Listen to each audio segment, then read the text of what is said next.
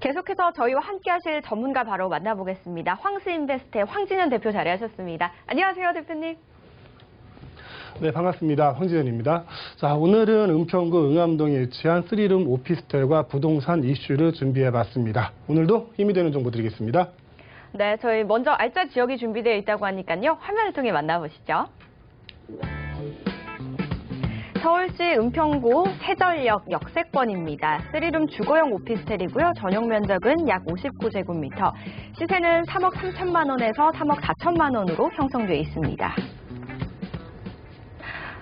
네, 저희 맨 처음에 만나보셨던 지역으로 다시 한번 가봐야 될 것 같아요. 은평구인데요. 이번에는요, 세전역 인근이라고 합니다. 지역 분석부터 한번 만나볼게요. 네, 오늘 소개시켜드릴 그 주택이 있는 위치는 은평구 응암동의 세전역 옆에 있습니다. 바로 도보 4번 거리죠. 가까운 역세권에 위치하고 있고요. 주거용 오피스텔입니다. 3룸 구조고요. 그러니까 방 3개, 화장실 2개, 그리고 거실 하나 이렇게 있다고 생각하시면 되고요. 전용은 약 59평방미터입니다. 60평방미터가 넘지 않죠. 그래서 임대 사업자가 취득세를 혜택을 받기에 딱 적당한 면적이라고 보시면 되고요. 시세는 약 3억 3천만 원에서 3억 4천만 원을 형성하고 있습니다. 자, 지역을 한번 살펴볼게요. 자, 응암동은 인구가 약 7만 7천여 명이 살고 있는 지역이고요. 또 세대수는 3만 5천 세대가 있습니다. 자, 세전역 주변에 브랜드 대단지 아파트가 들어왔죠. 그래서 많은 인구가 증가를 했고 주변 집값 또한 상승을 했습니다. 또한 주택 재건축 및 아파트 재개발이 예정돼 있어서 앞으로도 집가 상승이 예상되는 지역입니다. 자, 6호선 세전역과 상당히 인접해 있고요. 내부 순환로 그리고 강변 분로를 통해서 주요 업무 시설로 이동도 편리합니다. 또한 봉산 터널을 이용해서 고향 일산시와도 이동이 상당히 편리하다는 것을 알 수 있었고요.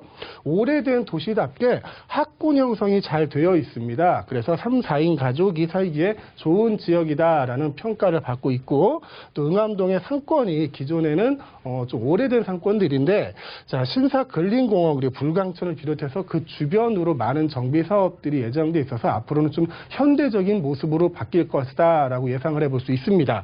또한 교통 개발 호재 또한 많이 있습니다. 뭐 GTX A노선, 서부경전철, 고양선 등의 교통 호재가 많이 있는 지역이고요. 또한 정비구역이 응암동에만 9개가 계획되어 있습니다. 이 자세한 그 입지나 호재들은 좀 이따 만나보도록 하겠습니다.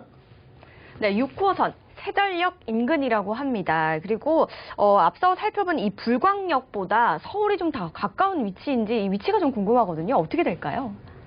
네, 지도를 보면서 한번 살펴보겠습니다. 오늘 소개시켜드릴 물건이 있는 지역은 여기입니다. 세전역. 자, 세전역은 위로는 6호선이죠. 6호선이 이제 은평구를 돌아서 DMC를 통하고 이제 합정을 통해서 이태원 그리고 신내까지 이어지는 노선이고요.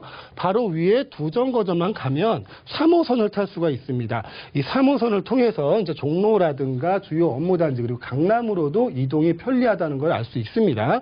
또한 내부 순환로 그리고 강변분로를 통해서 서울 어느 지역이든지 자차로 이동하시기에도 굉장히 편리하고요.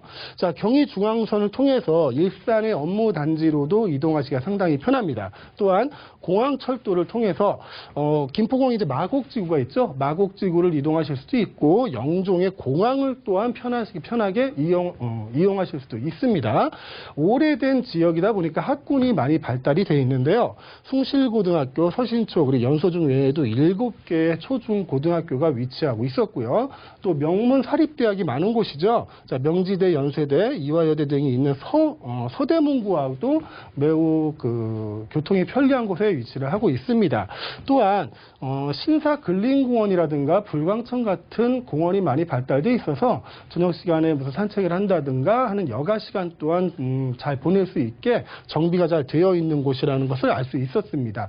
잠시 후에 이 지역에 대한 호재가 어떤 것들이 있는가에 대해서 알아보도록 하겠습니다. 네, 지도로 살펴보니까 입지가 굉장히 좀 괜찮은 것 같죠. 그렇다면 호재가 어떨까도 궁금하실 것 같거든요. 호재 분석도 한번 나눠볼게요. 네, 저희가 은평구에 대해서 많은 설명을 드렸습니다. 그 중에서 이제 제일 먼저 나오는 것이 GTX A 노선이죠. 자, GTX A 노선이라는 거에 대해서 뭐 어떻게 개발이 될 것이고 어느 지역을 지나간다. 이거는 이제 말씀 안 드려도 다 아실 겁니다. 자, 은평구의 연신내를 지나가는 것이죠. 자, 운정을 출발해서 강남까지 연신내를 통해서 움직이는 고속열차입니다. GTX A 노선이 착공을 했고요. 연신내역 또한 올해 말에 착공이 예정되어 있다는 겁니다. 자, 다음 문제는 이제 서부경철철 사업입니다. 서부경전철 사업인데 이 서부경전철 사업은 지금 확실히 결정된 건 아니에요. 결정되지 않고 지금 적격성 평가를 받고 있는 단계인데 앞으로 진행될 확률이 상당히 높다 이렇게 생각하시면 될 것 같습니다. 이 노선은 세전역을 출발해서요. 학군으로 유명한 이제 서대문을 지나게 되죠. 신촌역 여기를 지나게 되고 이제 업무단지인 여의도를 지나게 됩니다. 또한 또 학군으로 유명하죠. 서울대 입구역까지 이어지는 이 노선인데 앞으로 이 서부경전철 사업이 진행이 되면 세전역, 그러니까 은평에서 관악까지 움직이는 그 노선 또한 상당히 편해질 것으로 예상이 됩니다. 자, 다음은 고양선 연장 사업입니다. 고양선 연장 사업이 어떤 거냐면은 이것 또한 확정이 되지는 않았어요. 하지만 LH에서 자부담금으로 우리가 100% 자금을 내서 진행하겠다라고 얘기해서 앞으로는 빠르게 진행될 것이다라고 예상을 하는 곳입니다. 세전역을 출발을 해서 3기 신도시죠. 고양 창릉을 지납니다. 그래서 고양시청까지 이어지는 고양선이고요. 그 위로는 이제 지하철 3호선 연장선까지 지금 예정이 되어 있습니다. 자, 마지막 호재로는 이제 응암동의 정비구역 사업을 들 수 있습니다. 처음에 그 지역 분석을 할 때 말씀드렸다시피 응암동에는 총 9곳 정도의 정비구역이 지정이 되어 있고요. 실제 진행이 되고 있습니다. 자, 응암 오거리 일대 같은 경우는 이제 재정비가 완료가 됐죠. 굉장히 복잡하고 꼬불꼬불한 길들인데 지금은 깨끗하게 쫙쫙 뻗어 있고 주변도 잘 정리된 모습을 보여줍니다. 그런 곳이 아직도 8곳이 남아 있다는 거죠. 응암동 내에서만. 자, 응암동이 상당히 오래된 지역입니다. 응암동뿐만 아니라 은평구 자체가 상당히 저평가되어 있고 오래된 지역인데 이런 재정비 사업을 통해서 지역 상권이 활성화할 수 있겠고요. 그 지역으로 또 유동인구가 많이 들어오게 되겠죠. 유동인구가 많이 들어온다는 건 거기에 대해서 상주하려는 인구도 많이 늘어난다는 거고요. 그래서 이러한 호재들, 앞서 말씀드린 교통 호재를 포함해서 이 정비 사업 등을 통해서 앞으로 이제 은평구 응암동이 많이 발전될 것으로 예상할 수 있겠습니다. 네, 역시나 좀 다양한 교통 호재들이 있다라는 거 알 수가 있었습니다. 자, 이 지역에 이제 관심 있으신 분들 어떤 점을 좀 기억하시면 좋을까요, 대표님? 네, 항상 설명드리는 건데 이 정도로 한번 정리를 해봤습니다. 첫째, 저평가 지역 위주로 투자하기입니다. 자, 저희가 방송에서 은평에 대한 얘기를 상당히 많이 드립니다. 그 이유는 서울 시내에서 가장 대표적으로 저평가되어 있다라고 저희가 생각하고 판단을 하기 때문인데요. 앞서 말씀드린 뭐 GTX라든가 수많은 교통 호재 그리고 재개발, 재건축 사업을 통해서 앞으로는 굉장히 많은 투자 수익을 얻을 수 있는 지금과는 달라진 모습의 은평구를 기대할 수 있기 때문에 저평가 지역, 이 은평구와 같은 저평가 지역 위주로 투자하시기를 좀 권해드리고요. 자, 유동인구와 상주인구를 꼭 구별하셔야겠습니다. 자, 유동인구들은 말 그대로 흘러가는 인구죠. 자, 유동인구가 많은 곳은 상권이 발달할 것입니다. 그래서 상업지 같은 경우는 유동인구가 많은 곳을 추천해 줄 수 있겠지만 저희 같이 이제 주거용을 위주로 하는 투자 방법에는 상주인구, 즉 수요가 충분히 받쳐줄 수 있는 상주인구가 있는 곳으로 투자하시길 좀 권해드리겠고요. 투자 수익률 확인하기. 대부분 저희가 상담을 받다 보면 여기 투자해도 될까요? 라는 그런 질문을 많이 받는데 그 투자에 대해서 그럼 어느 정도의 수익을 원하십니까? 어느 정도 금액을 투자하실 겁니까? 라고 여쭤보면 실질적으로 정확한 금액에 대해서 말씀하시는 분이 그렇게 많지는 않아요. 그래서 지금은 수많은 세제가 바뀌고 규제가 많이 생겼지 않습니까? 지금 10억을 투자해서 5억을 버는 게 이득일지 1억을 투자해서 5천을 버는 게 이득일지 꼭 산수로 풀 수 있으니까 산수를 풀어서 투자 수익률을 꼭 확인해 보시기 바라겠고요. 자, 위기는 곧 기회. 말은 쉬운데 실천하기가 그렇게 쉽지는 않은 겁니다. 하지만 우리가 경험으로 IMF 때도 그랬고 외환위기 때도 그랬고 경기가 힘들 때 잠깐 조정기를 거쳤다가 한꺼번에 많이 올라가는 부동산 가격들을 우린 경험을 해봤습니다. 그래서 누구에게는 위기가 되겠지만 그 위기의 상황을 슬기롭게 넘기면 꼭 기회가 될 것이다 라는 그 의미에서 이렇게 적어봤습니다. 자, 체크 포인트를 저희가 좀 확인을 해봤으니까 이번에 어떻게 접근을 하면 좋을지 좀 알아봐야겠죠. 시세 분석과 투자 전략 한번 이야기 나눠볼게요. 네, 지금 응암동에 있는 스리룸 오피스텔 같은 경우는 3억 3천만 원에서 3억 4천만 원 정도의 가격을 가지고 있습니다. 자, 전세를 놓으실 경우에는 임대가만 3억 2천만 원, 그러면 이제 실투자 금액은 1천만 원 정도가 되겠죠. 서울 시내에서 이 정도 가격으로 투자할 수 있는 곳은 거의 없다는 거 이제 시청자분들도 아실 것 같고요. 또 거기에 이제 3억 2천만 원 정도 하는 거는 한 3억 2천만 원 정도의 투자 금액이 소요될 것으로 예상이 됩니다. 자, 월세 시 수익형 부동산으로 갔을 시는 보증금 5천만 원에 월 90만 원 정도의 임대료를 받을 것이라고 예상을 하고 있고요. 대출금은 2억 3,100만 원 정도 나올 것으로 예상이 됩니다. 실투자금액은 4,900만 원에서 5,900만 원입니다. 자, 아까도 말씀드렸다시피 남들이 다 좋다. 물론 좋은 곳입니다. 하지만 제가 들어갈 때는 그만큼 수익이 떨어지는 곳이니까 저평가된 이런 은평구 위주로 투자를 해보시는 게 어떨까 합니다. 응암동의 시세까지 한번 분석해봤는데요. 혹시 더 궁금하신 점은요. 010-3153-2600번으로 전화 주시거나 013-3366-0110번으로 문자 주시면 되니까요. 많은 연락 부탁드리겠습니다. 자, 저희 계속해서 다음 준비되어 있는 거는요. 이슈 저격입니다. 이번 주는 또 어떤 이슈가 좀 준비되어 있을까요? 네, 한 주간에 있었던 부동산 이슈들을 한번 정리해 보겠습니다. 자, 시간상 다는 못하고요. 몇 가지는 추려봤는데요. 첫 번째 제목은 이렇습니다. 용산 로또 분양 흑수저 부분은 또 구경만 해야 하는 건가요? 이런 제목인데 드디어 나왔습니다. 20번째 부동산 대책이 현 정부의 20번째 대책이 나왔고요. 오늘도 또 하나 나왔죠. 뭐 21번째 되는 것 같은데 자, 이 내용은 이렇습니다. 자, 5월 6일 날 20번째 부동산 대책이 발표가 됐는데 그 대책의 중요한 내용이 하나 공급이었어요. 그동안 부동산 대책에서 나왔을 때 실질적으로 우리한테 피부에 나와닿는 공급 대책이 없었는데 이번엔 공급에 대해서 좀 힘을 줬다는 느낌이 듭니다. 어떤 거냐면 이제 수도권에 7만 호를 지을 수 있는 땅을 7만 호를 지을 수 땅을 2022년까지 마련을 하겠다라는 내용이었습니다. 그중에 대표적인 게 용산이죠. 용산의 차량기지입니다. 용산 차량기지에 8,000세대 정도의 아파트를 짓겠다는 것이거든요. 그게 지금 용산이 핫한 이유인데, 자, 8,000세대라고 하면 그렇게 딱 와닿지는 않으실 것 같아요. 이 8,000세대가 어느 정도 규모냐면 우리가 30층짜리 아파트를 짓는다고 쳐요. 30층짜리 아파트면 고층 아파트잖아요. 거기에 이제 입구가 3개다라고 하면은 한 동에 90세대가 들어갑니다. 한 동에 90세대가 들어가면 거기에 한 80동 30층짜리 아파트가 80동이 들어선다는 거죠. 거의 미니 신도시급의 용산의 아파트가 들어선다는 얘기입니다. 그 용산에 분양을 하는데 흑수저 부분은 또 구경만 해야 하는 건가요? 하는 얘기예요. 대표적으로 용산에 대해서 얘기를 하고 있는데요. 다른 지역도 아마 마찬가지일 거라고 생각이 됩니다. 강남권 로또 아파트 분양처럼 일부 천금 부자들을 위한 게 아니냐라는 우려가 제기된다고 했는데 이 우려가 아니라 거의 사실이죠. 어떤 이유냐면 우리나라 청약 체계는 이렇습니다. 청약이라는 거는 몇 번 말씀드렸지만 4인 가족이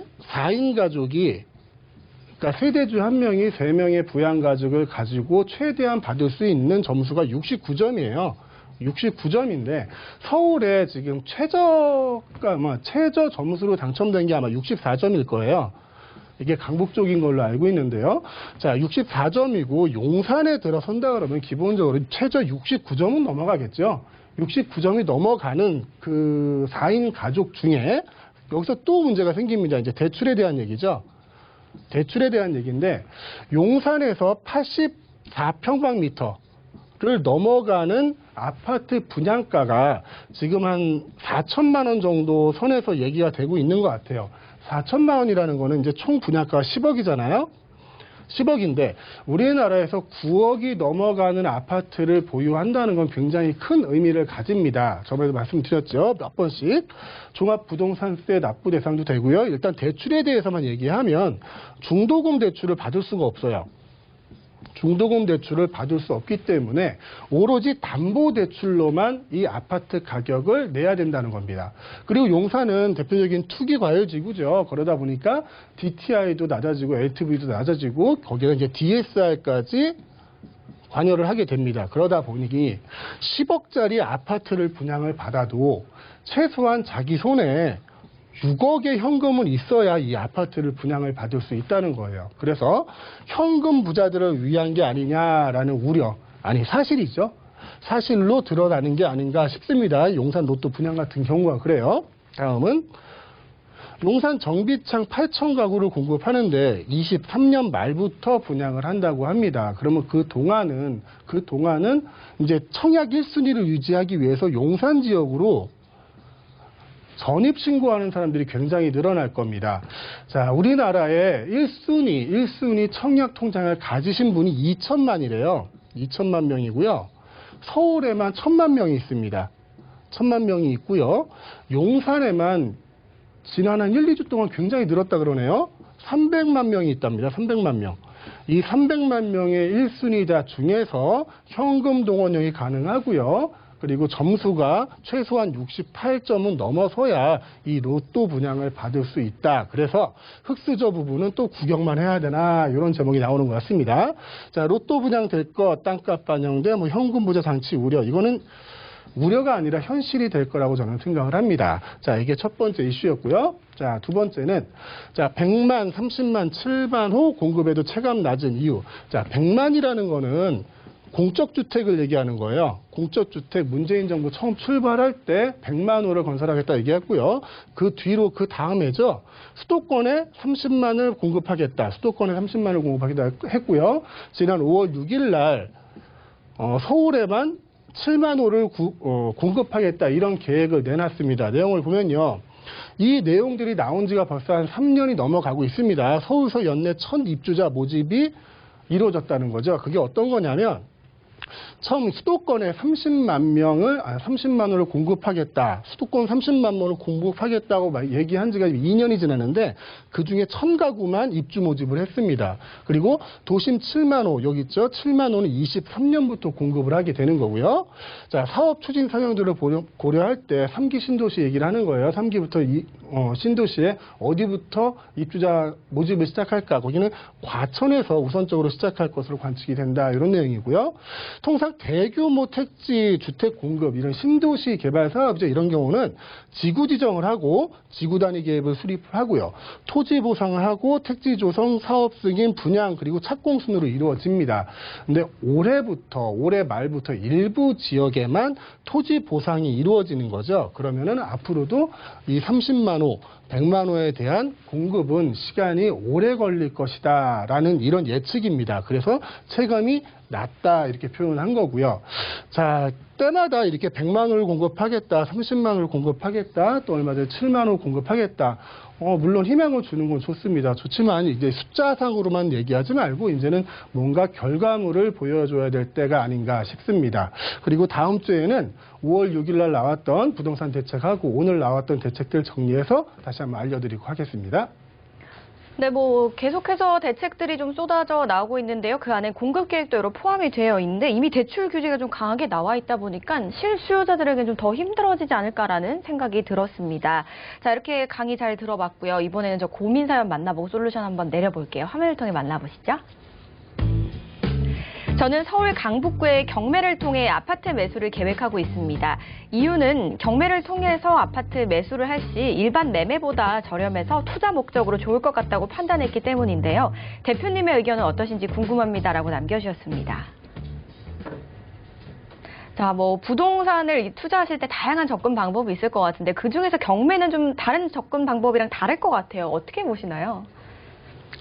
네, 경매가 부동산을 소유하기에는 좀 좋은 방법이죠. 예전에 뭐 IMF 때나 외환위기 때나 그때도 항상 시세보다는 좀 싸게 구입을 할 수 있는 게 경매였는데 지금 상황 같은 경우는요. 질문을 주신 내용을 보면 경매로 아파트를 구매하신다 그랬어요. 아파트를 구매한 이유가 시세보다 저렴해서 구입하면 투자용으로 좋지 않냐 이런 이유로 아파트를 경매로 구입하시겠다 생각했는데 자, 요즘 아파트의 낙찰률을 보면요.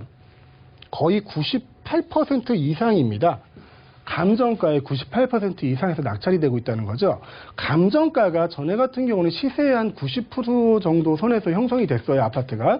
근데 지금은 거의 100% 선에서 형성이 된다고 보시면 됩니다. 실거래가가 감정가라고 보셔도 되는 거죠. 그 실거래가의 98% 정도를 지불을 하고 이 아파트를 소유를 하시게 되는데 여기서 좀 단점이 있어요. 우리 일반 매매 같은 경우는 실제로 집을 볼 수 있습니다. 집을 봐서 어디가 잘못됐다, 뭐 이 집이 좋다, 안 좋다, 자, 어디가 수리비가 나올 것 같으니까 그건 매매 대금에서 좀 깎아도 되겠다. 이런 내용을 알 수 있는데 경매는 그 집을 볼 수가 없습니다. 그 집 보겠다고 가면 싸움 나겠죠. 그리고 문도 안 열어줄 것이고요.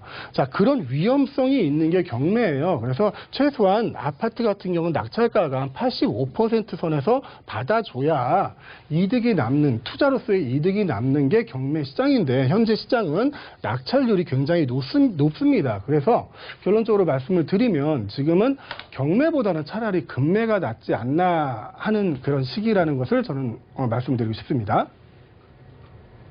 네, 저 방향성에 대해서 좀 얘기를 해주신 것 같으니까 참고해 보시기 바라겠습니다.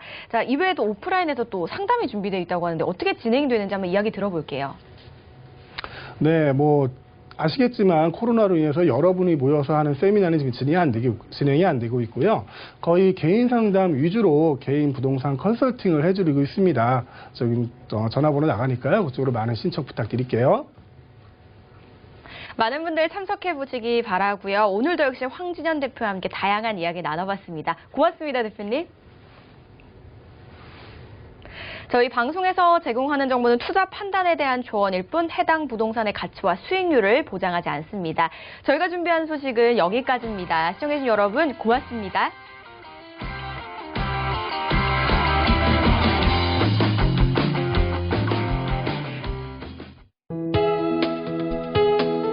본 방송에서 제공하는 부동산 정보는 투자 판단에 대한 조언입니다. 방송에서 제공하는 부동산 물건의 가치, 가격 상승 및 가격 하락에 대해서는 방송사에서 보장하지 않습니다.